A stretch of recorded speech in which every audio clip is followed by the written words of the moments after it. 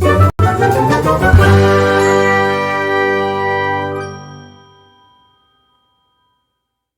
Valentine's Day! Welcome back to my channel. In today's video, we are doing the top 5 Wednesdays. And I will link the Goodreads group that has the prompts for every Wednesday. So if you don't know, I'm doing this top 5 Wednesdays as a part of my weekly schedule for the year of 2024 and hopefully further into the future. But this prompt is to give your top 5 characters that you would give a Valentine card to. Because it's Valentine's Day, so clearly, I'm trying really hard not to use the same characters for every single video or use the same books for every single video. So with that being said, I know it's top 5, but I had to do top 6. So the first sweet person that I would give a Valentine's Day card to is Billy from Where the Red Fern Grows, because this is my all-time favorite book ever. And I just reread it, and last night I sobbed like a baby, even though I knew it was going to happen. This book is the ultimate book of friendship between Billy and Old Dan and Little Ann. Can I give Valentine's Day cards to Old Dan and Little Ann? They're dogs, though. Is that allowed? So I'm already up to 3 people that are getting cards from me. Little Ann, oh my gosh. She was so sweet. She's such a sweet and loving dog. And, like, she was kind of like a dog that never outgrew the puppy stage. And so she was a lot of fun. And just, like, the ultimate best friend. And then Old Dan, he was loyal to a fault. Like, oh my gosh, Old Dan. He's always, oh my gosh, he's my hero. And I would give him a card. I would give him a dog treat. Can I give them dog treats? I'm giving them dog treats. And I'm giving Billy a Valentine's Day card because this story just wrecks me, and I'm already crying, and this is the first book that we're going to talk about. Oh, why? But yes, all, like, Billy and his dogs, they all get, like, candy for Valentine's Day. Not the dogs, but the dogs get treats, too. Okay, the next one is yet another one that I read this year that made me sob my eyes out. So I would give a Valentine's Day card to Scout and probably Jem too. But if I can only pick one from each book, I mean, I'm already breaking the rules because technically I have 6 books and it's supposed to be top 5, but whatever. You guys get bonus this time. Scout from To Kill a Mockingbird by Harper Lee. Scout embodied me as a child, and maybe even me sometimes now, because she's curious, she's kind of gullible, and I might be both of those things. But more than that, she doesn't understand why the world is the way that it is.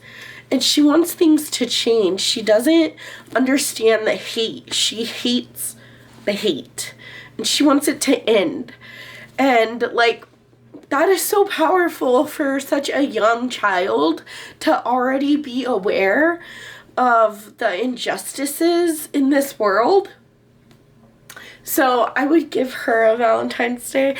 I would probably give her brother Jim a Valentine's Day card too, even though she was definitely the hero in this book, in my humble opinion. This book is like sob worthy, like ugly crying, had to stop reading, did not get over it. It touched every part of my heart, and it's so sad. It's so beautiful. Hate the ending, but that's what made me love it so much.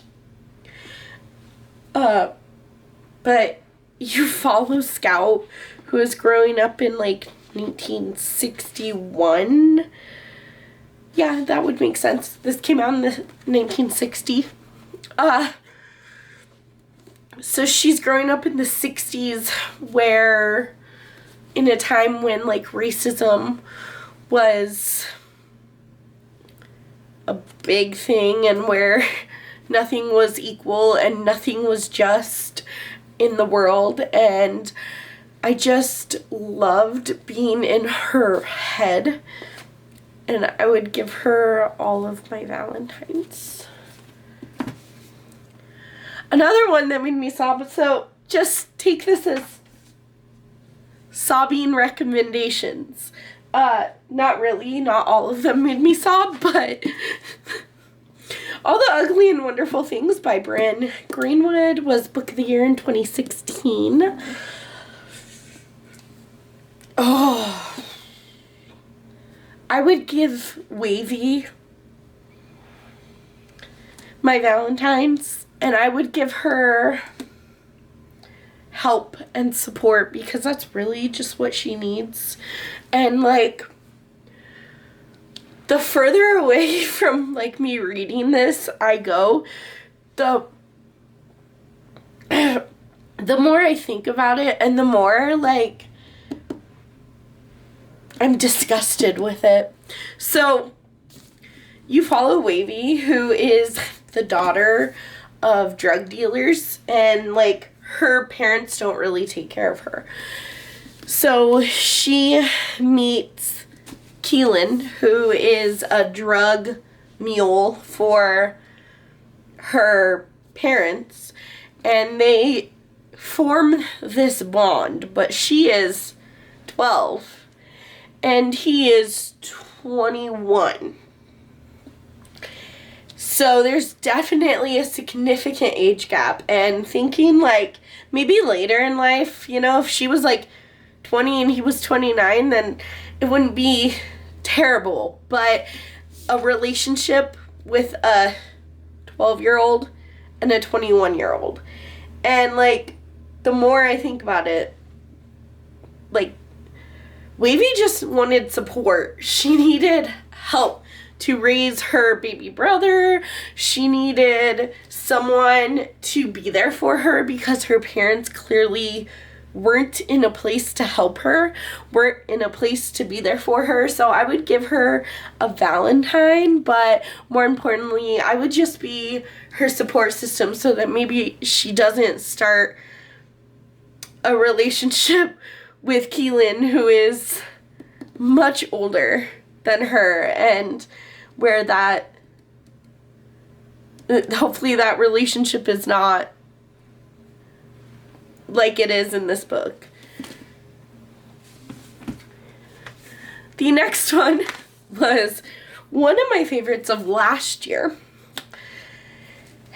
and I would give my Valentine to Eugene from Happiness Falls by Angie Kim, because oh my gosh, Eugene, he is so sweet, but he's autistic and he has another disorder. So with both autism and the other disorder, they're kind of like contradictions of each other. So Eugene is mute. And he's just got a lot of issues that he's working through in this book, because you follow this Korean American family, and specifically you're following Eugene, who, like I said, he has some problems, including autism and muteness, and just, you never really get his perspective. You get everyone else's perspective telling the story for him. And, like, I get where that comes from. I get why Angie Kim did it that way.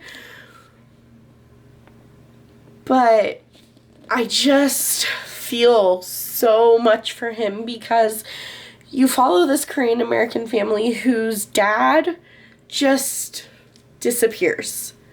And the only witness to what happened to their father was Eugene. But like I said, Eugene is mute. And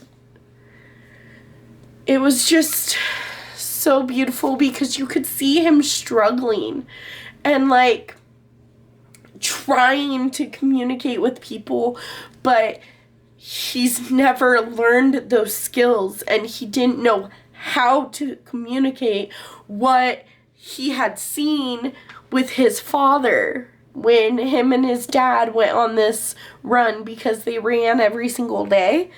And it was great. Okay, I have two more. I don't want to cry anymore. Stop it. Okay. I would also give a Valentine to Lucy from The Wishing Game by Meg Schaefer. This one is like contemporary, but with a touch of whimsy, maybe a little magical realism, and this one's just fun. So fun. A little bit sad, but so fun. Mostly just fun. So I would give my Valentine to Lucy, because she is so sweet, and all she wants is, she has a goal to adopt a child, a certain child that she already knows because she's a TA, a teaching assistant, and I just think that she would go to the ends of the earth for this child who is not even like her child yet. And I just think that her motivation is amazing, that this is an amazing read. It's also kind of short, so it's a quick read, and I really, really enjoyed this book. I would give my Valentine to Lucy. And the last one that I would give my Valentine to is Mallerie from Bird Box and Mallerie by Josh Malerman. I specifically liked Mallerie more than Bird Box, but Mallerie has been living in this dystopian age where anytime you go outside and you see this thing or this monster or this creature, you never even actually find out what this creature is. You just know that if you go outside without a blindfold, you go and you see something, it'll drive you crazy to the point that you kill yourself. And she's been living in this post-apocalyptical world for 10 years. Has it been 10 years? 12 years. 12 years. So I am going to give my Valentine to Mallerie to show her that there's some type of humanity still left, at least in my world, to show her to keep going. these are my top 5 characters I would give Valentine's to. So I hope you enjoyed this video. Don't forget to smash that like button and subscribe to my channel if you're new around here. I will catch you in the next video. Bye!